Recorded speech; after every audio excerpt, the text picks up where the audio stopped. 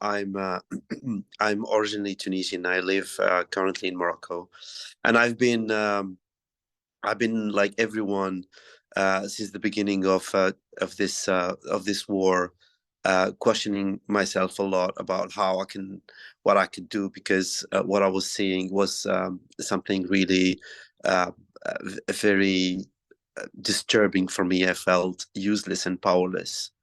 Um, so back in the time when the war started, I decided to start searching for something like how can I help? Like, can I contact any organizations, or I can do maybe some volunteering work? And I ended up realizing that all the money going to NGOs basically. Maybe more than 50 or 60% goes to admin work or marketing or the salary of people working there. So most of the money is not really reaching, 100% of the money not reaching the people that they are in need. And also, I heard many stories about the fact that not all NGOs were able to get the any aid into Gaza or Palestine. And then I started searching for local organizations near Rafah, and I found one. It's called AG Food Bank. That was an organization. It's an Egyptian organization that preparing actually boxes of food to the people, and so the trucks would go through Rafah to Gaza. But again, I ended up realizing that most of the trucks didn't really go directly to Gaza, and most of them they were stopped by Israel or even stopped by the Egyptian government.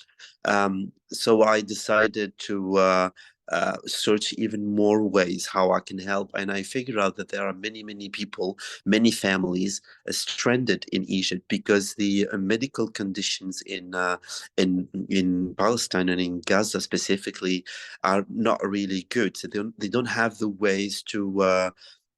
proper ways to to treat themselves properly. So most of the people, what they do, it's easy for them to go from Gaza to Egypt to get treatment.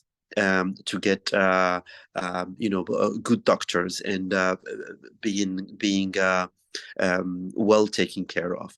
So many and many people, like when I say many, like hundreds and hundreds of families, they go from Gaza to Egypt and back. Uh, throughout the year. So people would go to Egypt, get treatment for 1 week, few days, 3 months sometimes, for cancer, for diabetes, for many sicknesses, and they go back to Gaza. What happened when the war started? Of course, the border closed, so many people found themselves blocked in Egypt, in Cairo, Bursaid, Ismailia, um, uh, Arish.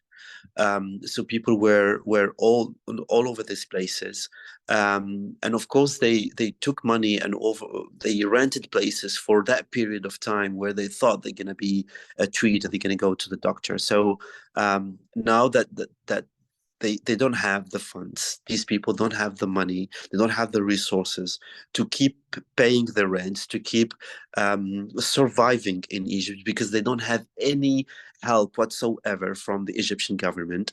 They lost all their businesses in Gaza, and even the people that they are in Gaza, they can't even send them money to help them in Egypt. They're stuck in there. So when I found out that there are people in Egypt that they needed help, I decided to raise donations, and I went to Cairo the first time on the 17th of November. That was my first part of the mission. Uh, by the way, on my Instagram, there are like highlights where you can see the missions that I've been doing, like part one and two and three. So the part when I went there, of course I went there alone. I didn't know like who to contact first, but or where am I gonna get these people from, like the contacts and anything. But when I did my search on Instagram, I found people that they were quite doing the same thing. They were Palestinians, Egyptian living there and trying to help by the resources that they had. Um, So I get in touch with these people. I knew other people doing the same thing, and we got connected. We built a team, and today we've helped more than 1,700 people. We've raised about $190,000 dollars for these people, and we distributed this cash aid. It was a direct cash aid to these families. So of course we visit the family, we double check their passport, their visa stamps, why they were there. We listen to their stories. We give not only financial support but also emotional support because these people they needed it so much.